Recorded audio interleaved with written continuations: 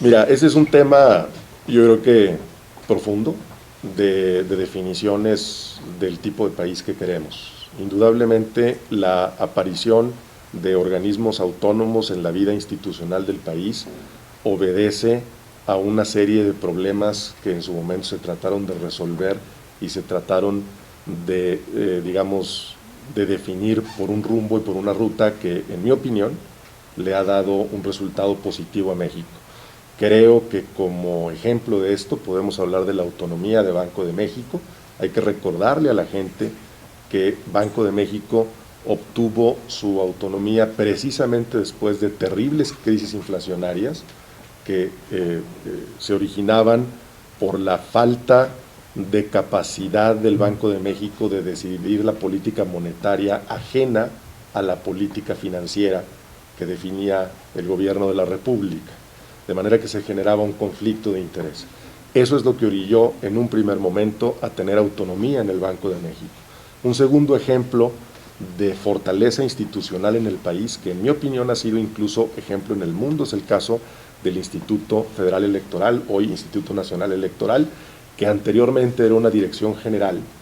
que dependía de la Secretaría de Gobernación y que durante muchos años, al ser presidida por el secretario de Gobernación en turno, recordarán ustedes el caso quizás más emblemático de la elección de 1988,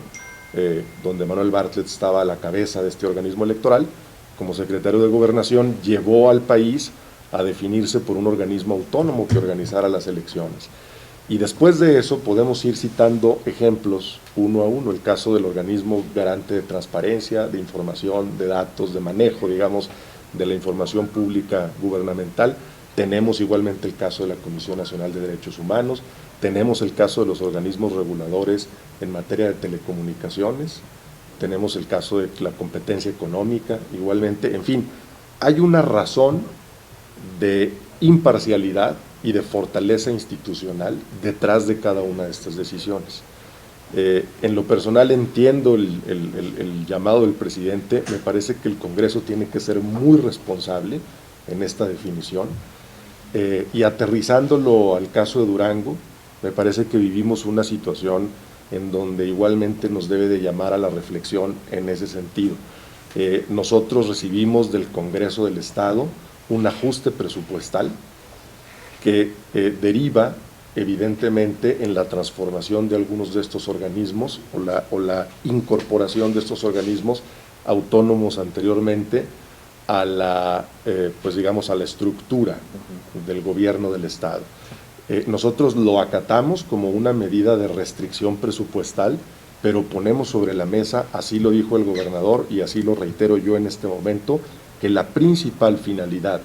de estas medidas debe de ser garantizar el servicio a la ciudadanía. Es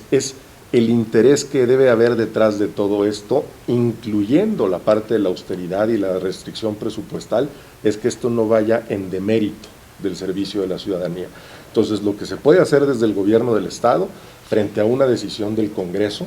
es asumirla y respetar la autonomía de las decisiones de estos organismos. Pero nos parece que cualquier cambio institucional a una ley que se dé para transformar un organismo de autónomo a un organismo centralizado